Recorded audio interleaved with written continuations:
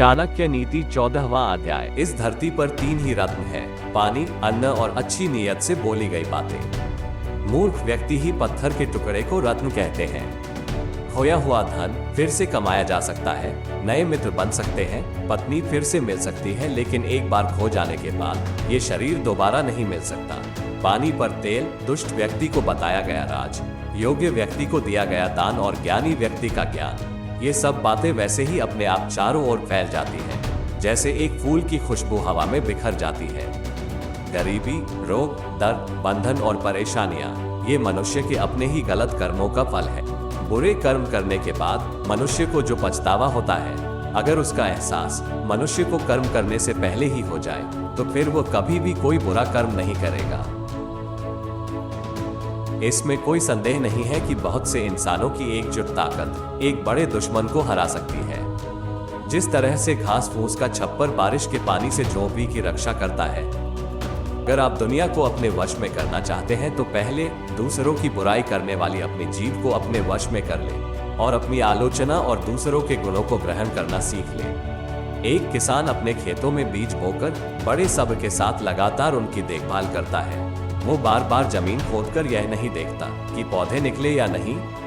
व्यक्ति को भी धैर्य रखकर अपने लक्ष्य को हासिल करने के लिए मेहनत करनी चाहिए। धार्मिक उपदेश सुनते समय, शमशान घाट पर और बीमार होने पर मनुष्य के मन में जो समझदारी जन्म लेती है, अगर वह हमेशा बनी रहे तो मनुष्य संसार के बंधनों से छूट सकता है।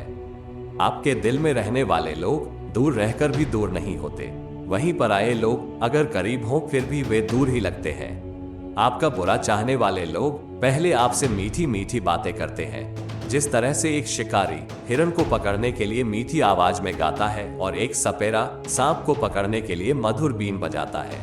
एक बुद्धिमान व्यक्ति इन संकेतों को समझकर धोखा खाने से बच जाता है, वहीं एक मूर्ख ऐसे लोगों को अपना शुभचिंतक मान लेता है और जाल में फंस जाता है।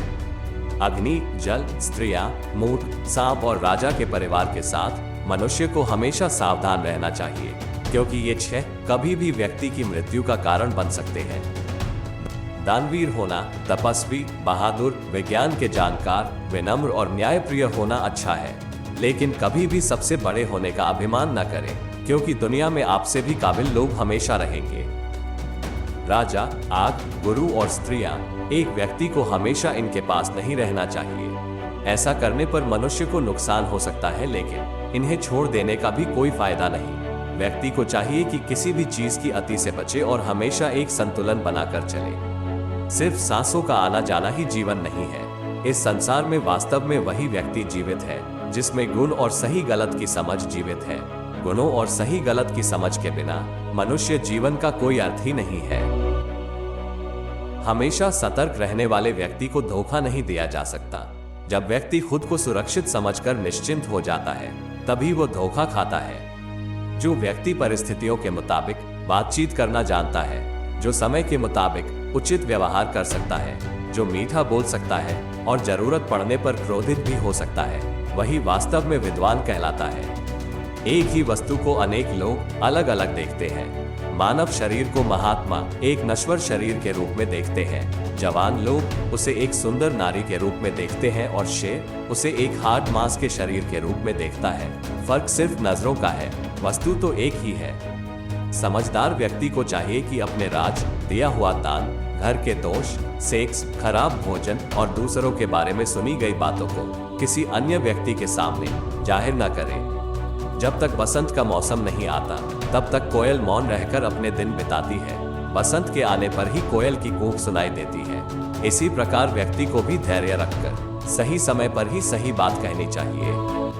हमेशा सतर्क रहने वाले व्यक्ति को धोखा नहीं दिया जा सकता। जब व्यक्ति खुद को सुरक्षित समझकर निश्चिंत हो जाता है, तभी वो धोखा खाता है।